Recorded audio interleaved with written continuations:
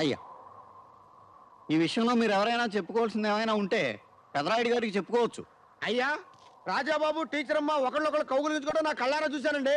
ఆ రోజే ఆ విషయం మీకు చెప్పబోతే మీరు నా స్పీకర్ పనికొట్టారండి. అదే విషయం నిన్న ఊరు జనానికి చెప్పబోతే వాళ్ళందరూ కలిసి నన్ను కొట్టపోయారండి. ఆ రోజైనా ఈ రోజైనా ఈ విషయం తమరు చెప్పడానికి కారణం ఒకటేనండి. తమరు ఈ ఊరికి పెద్దగా ఉండగా ఈ ఊళ్ళో ఎవరికి అన్యాయం జరగకూడదండి.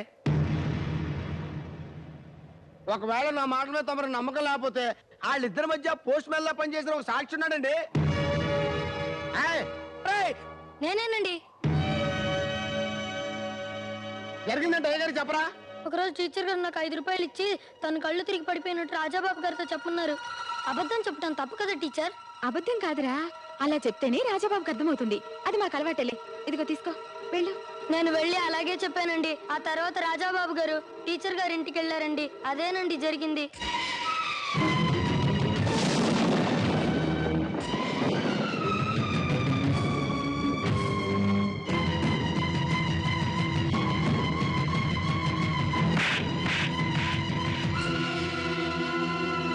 మన ఊరి టీచర్ అమ్మ మరణానికి కారణమైన ఈ రాజాని 10 ఏళ్ల పాటు వెలేస్తున్నాను. ఈ రోజు నుంచి అతనితో ఎవరూ మాట్లాడకూడదు. వాళ్ళింటి మంచి చెట్లకు ఎవరూ వెళ్ళకూడదు. వాళ్ళకి ఏ రకమైన సహాయ సహకారాలు అందించకూడదు. దీన్ని ఎవరు అతిక్రమించినా వాళ్ళకి ఇదే శిక్ష వర్తిస్తుంది. ఇదే ఈ పెదరాయుడి తీర్పు.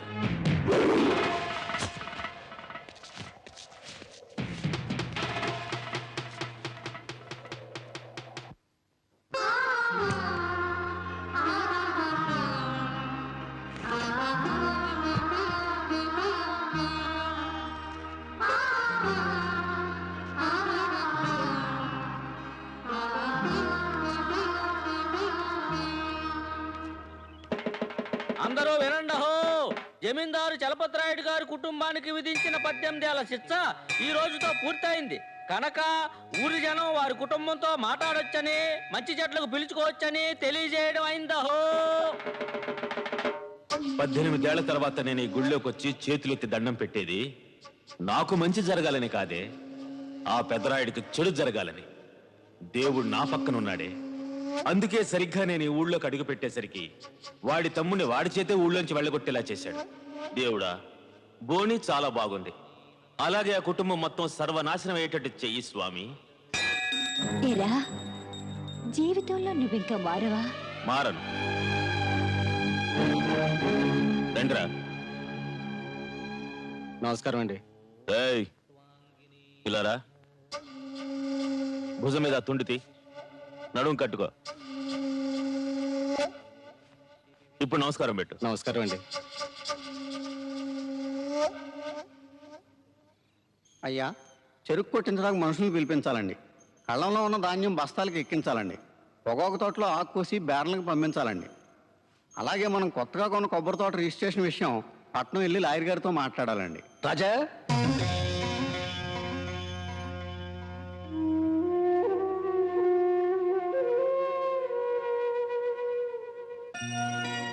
రక్తం పంచకు పుట్టిన తమ్ముడైనా, జీవితం పంచుకున్న భార్య అయినా తీర్పిచ్చేవాడి దృష్టిలో అందరూ ఒక్కటే.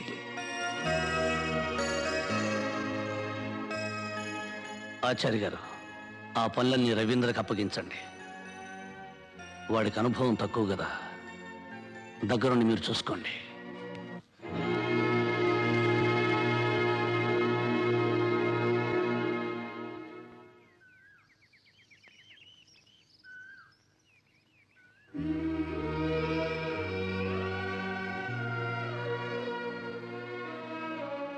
ఏమండి బాధపడుతున్నారా?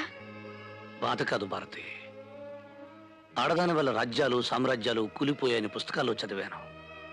కానీ నా మీద ఆశపడ్డ ఆడదాని కోరిక కాదన్నందుకు నా జీవితం ఎలా అవుతుందనుకోలేదు. మీరేమనుకోనంటే మిమ్మల్ని మాట్లాడగనా? ఏమిటి? మీరే పాపం ఎరగరని మీకు తెలుసు, నాకు తెలుసు. కానీ పంచాయతీలో ఆ మాట బావగారితో ఎందుకు చెప్పలేదండి? అన్నయ్య అడగలేదు, నేను చెప్పలేదు. ఇంతవరకు ఆయన అడగంది ఏదీ నేను చెప్పలేదు. ఆయన చెప్పంది ఏదీ నేను చేయలేదు. అది కాదండి. చూడు భారతి, ఆ రోజు రాముడు అడవులకు నేను ఎందుకు వెళ్ళాలని ప్రశ్నించుంటే రామాయణం జరుగుండేది కాదు. తండ్రి మాటను గౌరవించి రాముడు అడవులకు వెళ్ళాడు. తండ్రి కంటే గొప్పవాడైన నా అన్న మాటను గౌరవించి నేను ఇక్కడికి వచ్చాను. మాకు నడత నేర్పింది మా అన్నావదల్లో భారతి. మాకు తల్లి తండ్రి లేని లోటు తీర్చడానికి వాళ్ళు అమ్మ నాన్న అని పిలిపించుకునే అదృష్టానికే దూరం అయ్యారు. ఏమిటండి మీరనేది? లక్ష్మి, నువ్వు తీసుకున్నది మామూలు నిర్ణయం కాదు. ఇంకొకసారి ఆలోచించుకో. ప్రతి ఆడది తల్లి కావాలని తాపత్రయపడుతుంది. అలాంటిది చేతుల ఆ అదృష్టాన్ని దూరం చేసుకో. కాదనకండి, నేను బాగా ఆలోచించి ఈ నిర్ణయానికి వచ్చాను. కన్నబిడ్డల్లా ఇద్దరు మరుతులు లేకుండగా ఇంక నాకు పిల్లలు ఎందుకండి? దయచేసి నా నిర్ణయాన్ని అంగీకరించండి. లక్ష్మి, ఆ రోజు నువ్వు నాన్నగారితో బిడ్డలను జాగ్రత్తగా చూసుకుంటా అన్నావు. ఆ మాటలు నీ గుండెల్లో నుంచి వచ్చినవని గుర్తించలేకపోయాను. నువ్వు ఇంటి కొడలవే కాదు లక్ష్మి, తల్లివి కూడా.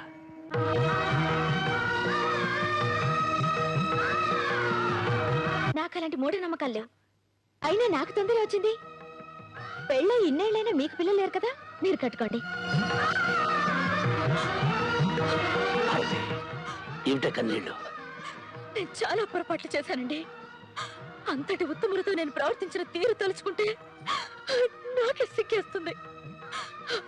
అమాయకత్వంతో వాళ్ళ మధ్య బ్రతికాను.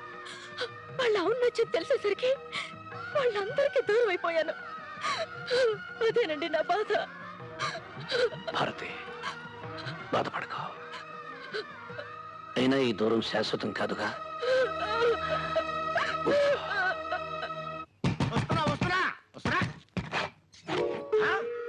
అడుక్కునేదానివి ఏదో అర్జెంట్ పనున్నట్టు తలుపు దబదబా కొట్టి పిలవాలా? చేయగలదా? ఇంట్లో నువ్వు ఉన్నావేంట్రా? రా! ఇంత డీసెంట్ అండ్ డిగ్నిఫైడ్ పర్సన్ పట్టుకొని నన్ను రాటావా? ఎంత ధైర్యం నీకు? తప్పుకో. ఇదేంటిది? ఇంట్లోకి వెళ్తండి. ఏంటి ఇదేమన్నా ఇల్లు అనుకున్నావా? బిచ్చగాళ్ళు సత్తా అనుకున్నావా? ఏ బయటికి పొమ్మంటే మాధురి దీక్షిత్ లెవెల్లో ఆ పోజంటే మర్యాదగా బయటికి వెళ్తావా? మెడపట్టి గంటేమంటావా? షడప్.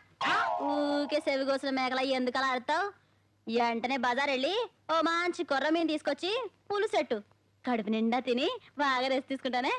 నేను నీ కంటికి మిలిటరీ వాటిలో వంటోళ్ళ కనపడుతున్నానంటే నన్ను తోసుకుని నా ఇంట్లోకి వచ్చి నా మంచం ఎక్కి పైగా కొర్రమైన పులుసెట్టు అని నాకే ఆర్డర్ వేస్తున్నావంటే ఇది మామూలు పొగరు కాదు, హై రేంజ్ పొగరు. అవునుబే, ఒక్కింటి కూడు తినేవాడివి నీకెంత పొగరుంటే 10 ఇళ్ళ కూడు తినేదాన్ని నాకెంత పొగరుండాలే? శబాష్! అరే ఏ క్లాస్! చాలా గొప్పగా చెప్పావే. సెకండ్ చంపేస్తా నిన్ను. నిన్ను మామూలుగా కదే. అయ్య బాబోయ్, నిన్ను ఇదిగో ఈ పెద్ద పిండితో వేసేస్తాను. తొందరపడకు. అక్కినే లెవెల్లో పోజేంట్రా? ఈ మేడమును ఏమీ అనొద్దు.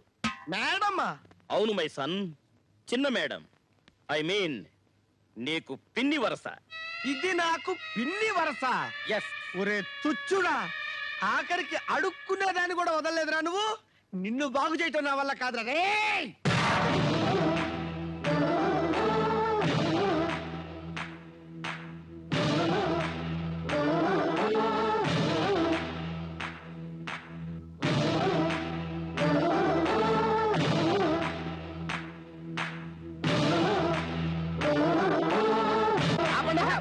మీకో థీమ్ మ్యూజిక్, దానికో స్మోక్ ఎఫెక్ట్. నువ్వు అడి తిరగరా. సరే, excuse me beggar madam, yes. నాకు చిన్న డౌట్. అడుకో. అడుక్కోనా? ఈ సముద్రపు తాబేలుగాండి మీరు ఎలా ఉంచుకున్నారో చెప్పగలరా? ఈ బ్లాక్ ఫిల్ నేను పర్మనెంట్ గా ఉంచుకోలేదు. మరి ఏదో ఎండాకాలం ఇటు వచ్చినప్పుడు సరదాగా ఓ రోజు గడిపేసి వెళ్తుంటా. ఓహో, సమ్మర్ స్పెషల్ అన్నమాట. అమ్మా, సమ్మర్ లో ఇటు వచ్చేయడానికి వీడేమైనా ఊటియా కొడైకెనాలా? అది కాదు మై సన్. నోరు పోయి నువ్వు మధ్య దూరం అంటే పొడుస్తా. బాబు తండ్రిని నా తిట్టకూడదు బాబు, తల్లి లాంటి దాన్ని చెబుతున్నా. ఏంటి నువ్వు నాకు తల్లి లాంటి దానివా? నేను నీకు కొడుకునే. ఛే, నువ్వు నా కొడుకు ఏంటి? నా కొడుకు ఊటీ కాన్వెంట్లో చదువుతున్నాడు.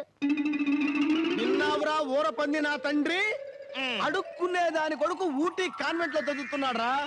తాతలిచ్చి రాస్తంతా ఇట్లాంటి వాటికి తగలేసి నన్ను వీధి బడిలో చదివిస్తావురా నువ్వు అయిపోయావురా రేయ్. నువ్వు గదిలో పో, గదిలో. నా కన్నతనానికి దూరం అయింది వాళ్ళని కన్నబిడ్డలుగా చూసుకోవడానికే కదా, అచ్చట ముచ్చట తీర్చుకోవడానికి. నాకు వాళ్ళు తప్ప ఇంకెవరున్నారు చెప్పండి. లక్ష్మి, ఓ స్త్రీగా నీ త్యాగం 10 కాలాల పాటు మిగిలి